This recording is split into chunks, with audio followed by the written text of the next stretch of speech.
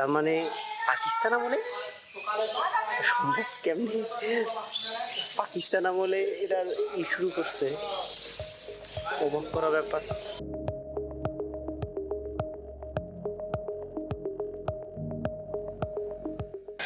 তো ভিউয়ার্স, আমরা এখন যাইতেছি কান্তাজিউ মন্দিরের দিকে, আর এটা হইতেছে কান্তানগর ব্রিজ এটা বলে।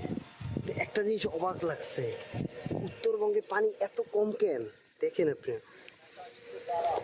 মানে নদী বলতে আপনার সর্বোচ্চ 1 পা হাঁটু পানি হবে আপনার। মানে পানিগুলো যে মাটিতে বাড়ি খেয়ে খেয়ে যাইতেছে, ওগুলোর উপর দিয়ে দেখ এই বুঝে যাইতেছে, মনে হইতেছে ঝর্ণা যাইতেছে, এত কম পানি উত্তরবঙ্গে। তো চলেন যাওয়া যাক, দেখা হবে আমি কান্তাজি মন্দির গিয়ে। ভাই এখন কান্তাজি মন্দিরের দিকে যাইতেছি, কিন্তু মনে হইতেছে রাস্তা যেন শেষই হয় না।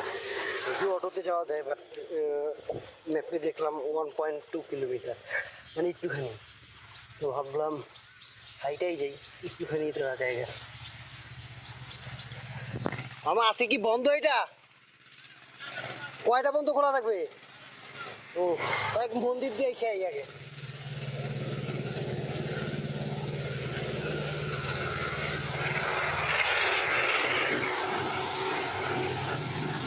আর হাতে থাকলে কি অবস্থা হয় দেখেন। যাই হোক,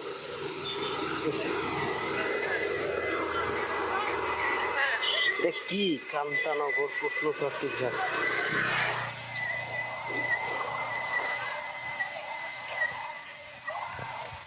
এখানে রেস্তোরাঁও বানায় ফেলছে। রৌদ্র অনেক বেশি, আর দুপুর বিকাল যদিও হয়ে গেছে। আমার এক জায়গায় নামাজ পড়া লাগবে, তারা মন্দিরটা ঠিক গেলেই।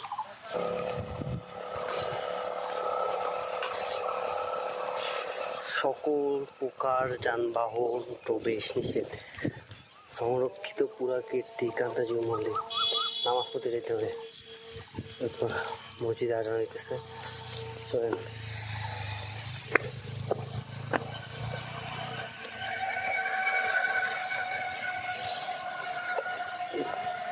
এখান থেকে দেখবো কাহরোল যাওয়া যায় কিনা আজ রাতের ভিতরে। যদি কাহরোল যাওয়া যায় তো গেলাম, আর যদি না যাওয়া গেল তাহলে তার কি আর করার। এই জায়গাটা তো সুন্দরভাবে সাজাইছে। মন্দিরটা কই? এটা নাকি হলুদ রঙের গোড়া দেখতেছি। না না, ওটা একটা বিল্ডিং।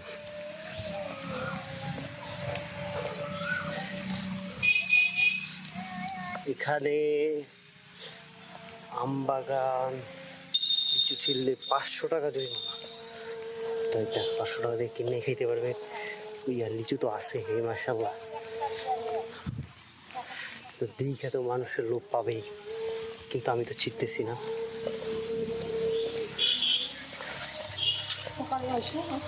500 টাকা দেওয়ার কোনো ইচ্ছে নাই আমার।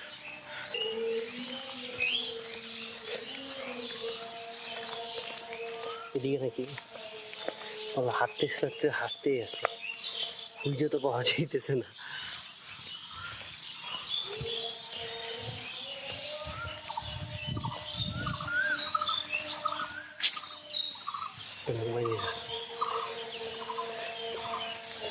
এই যে এইটার পিছনে, চলেন চলেন, বুঝছি কই, অবশেষে পাওয়া গেছে।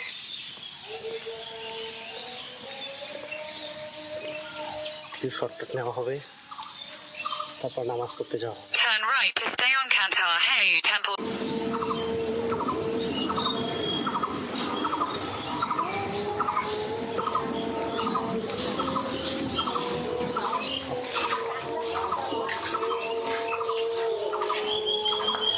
এই হচ্ছে কান্তাজি মন্দির।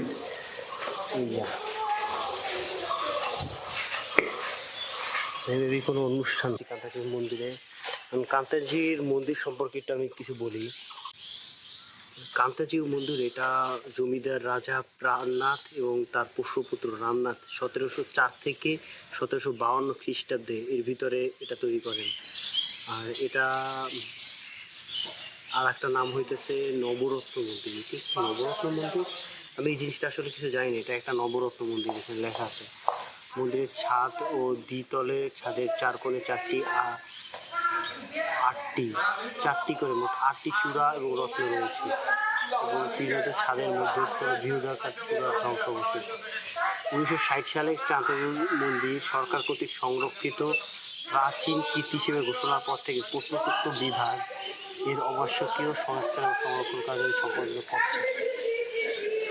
তার মানে পাকিস্তান আমলে সম্ভব কেমনি, পাকিস্তান আমলে এরা শুরু করছে, অবাক করা ব্যাপার। ওরা তো ধর্মান্ধ ছিল আমার জানা মতে। যাই হোক,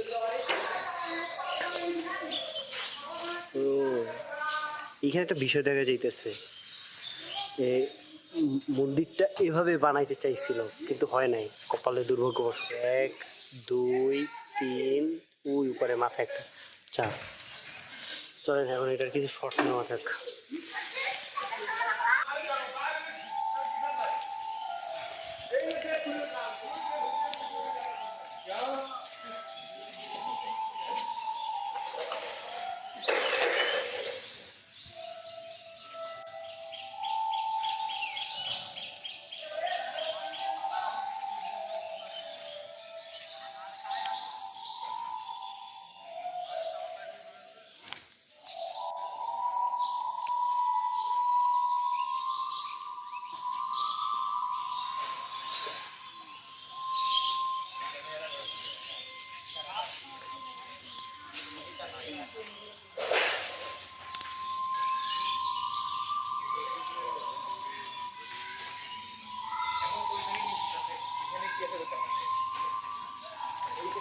আমি আপনাদেরকে জুম করে এটার যে ছবিগুলো ওগুলো আমি আপনাদের দেখাইতেছি, আপনারা একটু বলেন এগুলোর মানে কি, আমি আসলে জানি না। আমার কাছে মনে হইতেছে যে এগুলো কোনো একটা কাহিনী বর্ণনা করতেছে।